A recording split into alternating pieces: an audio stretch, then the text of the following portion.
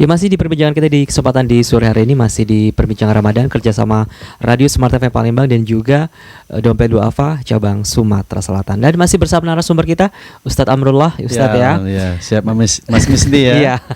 Sudah hampir separuh perjalanan puasa ya kita lewati. Alhamdulillah ya. Nah, dengan segala cobaan terutama si pandemi ini ya. Pandemi saat ini ya. Kita sudah merasakan bagaimana tarawih bersama keluarga ya kan. Yang sendiri ya sendiri tidak berkumpul di masjid. Iya, nah ini betul. Ustaz, tadi sebelum kita jeda Ustaz sudah menjelaskan siapa saja ini yang menerima zakat. Nah ini Ustaz bisa dijelaskan kepada pendengar Smart FM. Ini siapa saja sih yang berhak menerima zakat Ustaz? Zakat fitrah dalam hal ini. Allah Subhanahu wa taala di dalam surat At-Taubah ayat 60 sudah menjelaskan siapa saja yang berhak mendapatkan atau menerima zakat ya. A'udzu billahi minasyaitonir rajim. Bismillahirrahmanirrahim. Innamas shadaqatu lil fuqara'i wal masakin wal 'amilina 'alaiha wal mu'allafati qulubuhum wal gharimin wa banis sabil. Dan banyak penjelasan di dalam ayat suci Al-Quran menjelaskan 8 orang yang berhak mendapatkan zakat ya. Zakat, Ya. Fakir ini yang bagaimana? Ya. Fakir ini orang yang tidak memiliki kemampuan untuk memenuhi kebutuhan hidupnya, sehingga dia berhak untuk mendapatkan zakat. Sedangkan zakat ini sesuatu yang harus ditunaikan oleh setiap muslim. Jadi sebetulnya ya hakikatnya zakat ini mulai bayi ini lahir ke dunia ya sampai kakek nenek yang belum Allah wafatkan itu wajib membayar zakat. Wajib membayar zakat. Wajib membayar zakat sebetulnya begitu. Dengan catatan dia mengeluarkan zakat dahulu ya, walaupun dalam keadaan kondisi kehidupan yang bagaimanapun, tetapi dia berhak menerima zakat juga disebabkan dia sebagai fakir contohnya. Atau yang kedua adalah wal masakin, orang-orang yang miskin. Ya ini orang-orang yang miskin ini yang bagaimana? Orang yang miskin ini adalah orang yang tidak bisa memenuhi kebutuhan hidupnya, tetapi dia masih bisa mencari pekerjaan dan lain sebagainya. Tetapi dia hanya sebatas memenuhi keluarganya, sanak familinya, anak-anaknya dan lain sebagainya. Sehingga ini orang yang harus kita bantu untuk kita keluarkan zakat kepadanya. Ya. Jadi At-Taubah ayat 60 ini ya lebih detail menjelaskan bagaimana kita memberikan sebagian harta benda kita khususnya pada bulan suci Ramadan dengan zakat ya untuk dibagikan kepada mereka.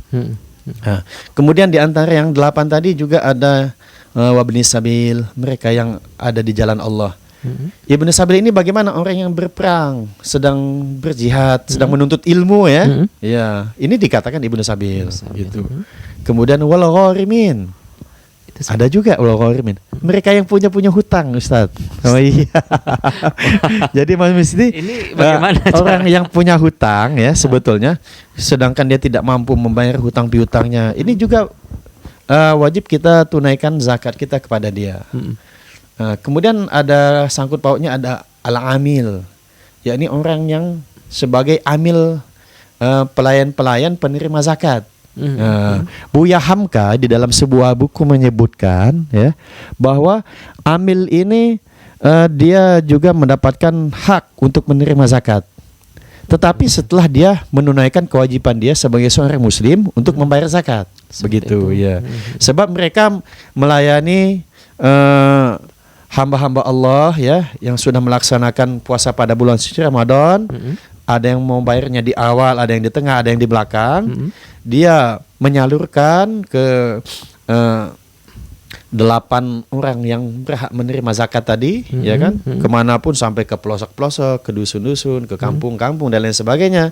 Tetapi dia juga berhak untuk menerima zakat tadi. Jadi, insyaallah. Jadi ada 8 Ustadz ya? Ya ada 8. Ada 8 yang berhak menerima zakat. Nah ini Ustadz, mengenai daripada pendistribusian zakat ini, pendistribusian. Jadi mungkin kalau kita tahu di masjid ya Ustadz, bahwa akan dibantu oleh si amil zakat seperti Ustaz. Ya, amil zakat betul. Ya kan dibagikan biasanya melalui musyawarah ketua masjid ya dan pengurus-pengurus masjid ya. Nah, ini ternyata berzakat pun kita bisa sendiri Ustaz ya.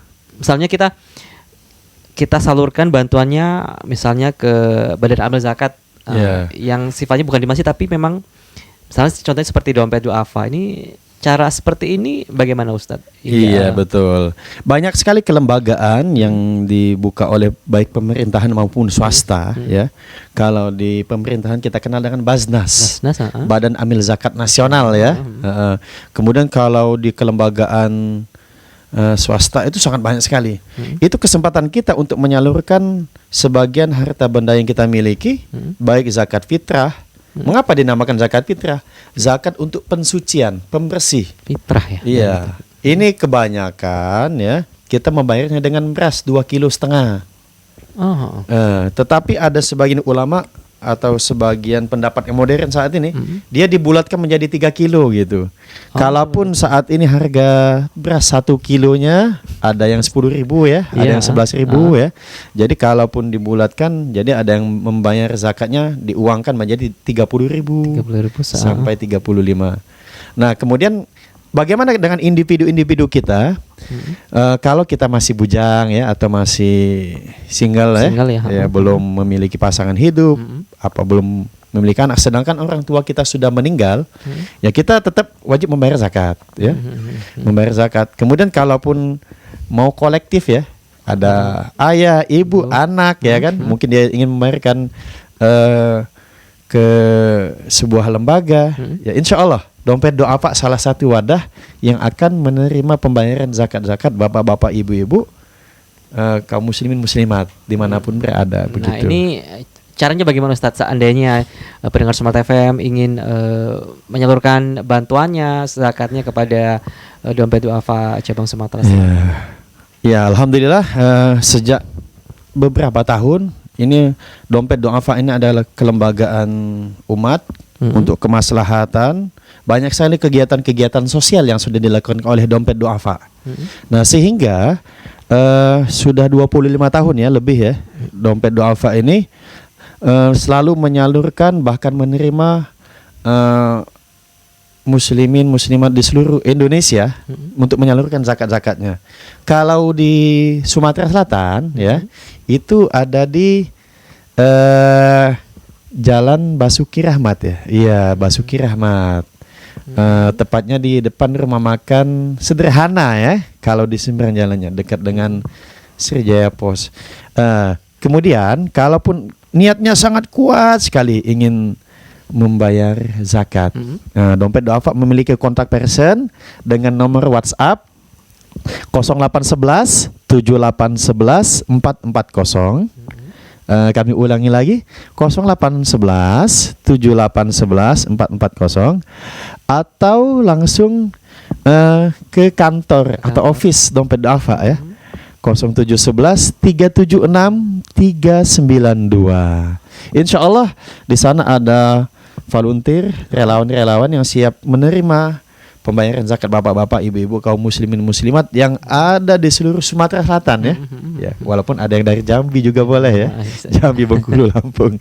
Insya Allah. Jadi pendengar Smart FM jika ingin berbagi melalui dompet duafa bisa langsung datang ke Jalan Basuki Rahmat ya. Iya betul. Jadi tadi sudah diinformasikan, mungkin kita akan diulang kembali ya. Baiklah, kami akan jeda setelah berikut ini. Tetap bersama kami di Bincang Ramadan kerjasama Radio Smart FM Palembang dan juga Dompet Duafa Cabang Sumatera Selatan.